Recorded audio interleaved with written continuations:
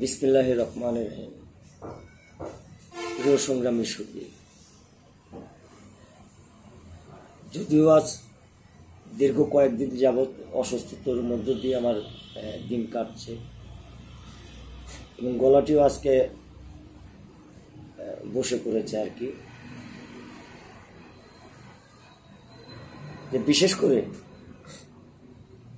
আজকে বাংলাদেশের যে পোশাক শিল্প এবং শ্রমিক সংগঠনগুলো রয়েছে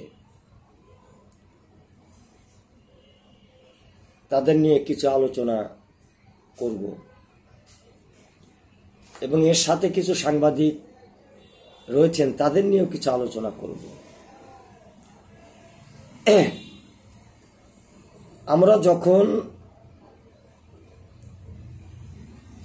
কোনো মালিক কর্তৃপক্ষের কাছে যাই তখন সেই শ্রমিকের অভিযোগ নিয়ে কিন্তু আমরা যাই এবং তাদের সাথে সকল সময় আমরা চেষ্টা করি যাতে করে একটি সমাধানের পথ আসে, শ্রমিক সেই ন্যায়সঙ্গত পাওনা পায়। কিন্তু এখানে আজকে দুঃখের বিষয়, এখানে কিছু শ্রমিক নেতৃত্ব গড়ে উঠেছেন, কিছু শ্রমিক নেতা রয়েছেন, তাদের যে বক্তব্য, তাদের যে মেধা, তাদের যে সিস্টেম, সেটির কারণে যদি সেখানে কোনো প্রবীণ ব্যক্তিত্ব থাকে তাহলে তাকে অপমানিত হতে হয়। আমি আজকে হলমার্ক গ্রুপের মধ্যে একটি ফ্যাক্টরিতে গিয়েছিলাম, আমাকে সকালে ফোন দিয়েছিল। কথাগুলো এই জন্য আমি বলছি। কি ফ্যাক্টরির নামটা জানো? বুলুস্টেক না? হ্যাঁ, নামটি হচ্ছে বুলুস্টেক। যাই হোক, সেখানে যারা ডিল করেছেন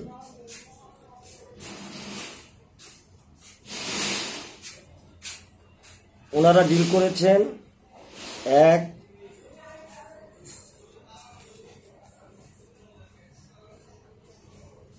ডিল করেছেন দুই, ডিল করেছেন তিন, ডিল করেছেন চার। ওনারা মালিক কর্তৃপক্ষের সাথে কথা বলেছেন এবং কথা বলে সেই কারখানার যে ওয়ার্কার রয়েছে আর কি 100 কতজন, তাদের মোট বেতন বোনাস এবং ছুটির টাকা এবং কিছু রিজাইনের টাকা রয়েছে, তাদের অ্যামাউন্টটি নিয়ে প্রায় 24 লক্ষ টাকার মতো আসে। সেই 24 লক্ষ টাকার মধ্য থেকে মালিকদের সাথে যে কথাগুলো বলেছে এবং তারা ডিল করে সেখান থেকে 50,000 টাকা নিয়ে এসেছেন এবং সেই 50,000 টাকা আনার পরবর্তী সময় সেখান থেকে 15 জন কি 16-17 জন হবে, তাদেরকে 2,000 টাকা করে তাদেরকে দিয়েছেন এবং সময় নিয়েছেন 16 তারিখ এবং ফ্যাক্টরিতে সেটি লেখাও রয়েছে 16 তারিখ, একটি নোটিশ ঝুলানো রয়েছে, সেখানেও সেক্ষেত্রেও 16 তারিখ আসে। এখন আমরা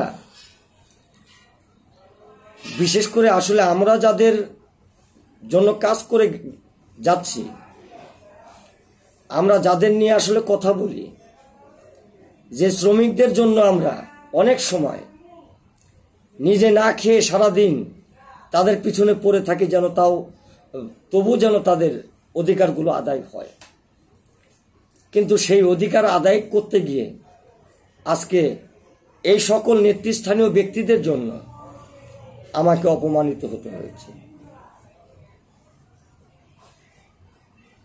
আমি একটি কথা আপনাদেরকে সুস্পষ্টভাবে বলতে চাই,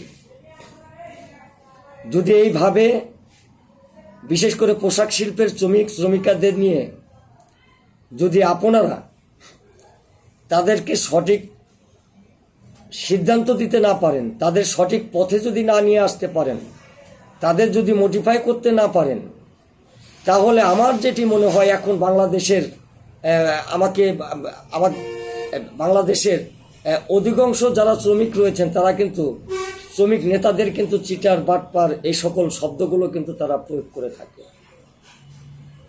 আমার মনে হয় এটি খুব একটি বেশি দিন লাগবে না, এটি প্রয়োগ হয়ে যাবে এবং এই শব্দগুলো যখনই দেখবে শ্রমিক নেতা তখনই এই শব্দগুলো উঠে আসবে। আজকে তাদের ভুলের কারণে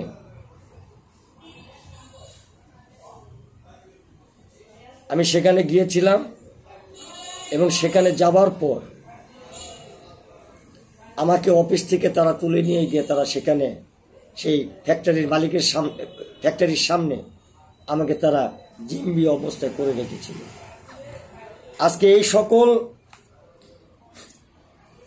এই সকল নেতৃস্থানীয় ব্যক্তিদের জন্য, এদের জন্য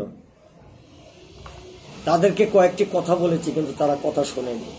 আমি জানি না এদের মধ্যে কাদের আসলে রেজিস্ট্রেশন আছে। আমরা সম্মান করি কিন্তু সেই শিক্ষা দিয়ে আমরা কিন্তু নেতৃত্ব তাদের হাতে দেই না। আর দেই না বিদায় আমার মনে হয় যেটি যে বিশেষ করে বাংলাদেশের পোশাক শিল্প এবং পোশাক শিল্প নিয়ে যে আন্দোলনগুলো হয়েছে বৃহৎ, আমি অসংখ্য আন্দোলন করেছি, তার মধ্যে বৃহৎ আন্দোলন হয়েছে দুটি। সে দুটি কেমন? তার একটি হচ্ছে হলমার্ক গ্রুপ। আজকে সেই হলমার্ক গ্রুপের ফ্যাক্টরির মধ্যেই আমাকে অনেকক্ষণ জিম্মি থাকতে হয়েছে। আরেকটি হচ্ছে রানা প্লাজার।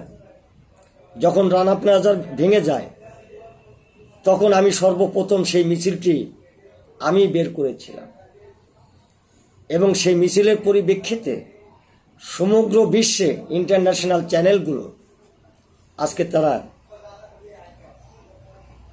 আমাদের সেই জাগো বাংলাদেশ গার্মেন্টস শ্রমিক ফেডারেশন বিশ্বের প্রতিটি কোনায় পৌঁছে দিয়েছে। কিন্তু এই মতো অবস্থায় যদি আমরা লক্ষ্য করি তাহলে বাংলাদেশের আমার মনে হয় ট্রেড ইউনিয়নগুলো টিকবে কিনা এটা সন্দেহজনক। আর একজন যদি আর একজনকে উস্কিয়ে দিয়ে যদি তার পিছনে যদি আমরা লেগে থাকি তাহলে আমার মনে হয় যে ট্রেড ইউনিয়ন টেকানোর মতো আসলে কোনো কিছু এখানে নেই। হ্যাঁ, আমাকে বলতে পারেন কেন শ্রমিক নেতৃত্ব দেন। আমি প্রথমেও বলেছি, আগেও বলেছি, আমার সাইট কর্মসংস্থানের ব্যবস্থা আছে, আমার ব্যবসা আছে, আমি সেখান থেকে যেটি উপার্জন করি সেখান থেকে সেই উপার্জন দিয়ে আমি আমার সংসার চালাই, আমার বাল বাচ্চাকে ভরণ পোষণ করি। আমার এখানে যদি কোনো শ্রমিক আসে তাদেরকে এক কাপ চা সেই ব্যবসায়ের টাকার থেকে আমি খাওয়াই। কিন্তু আপনারা যারা নেতৃত্ব আজকে দিচ্ছেন, যারা নেতৃত্ব দিয়ে আগামী ভবিষ্যতে গড়ে উঠবেন, যারা বলিষ্ঠ নেতা হবেন,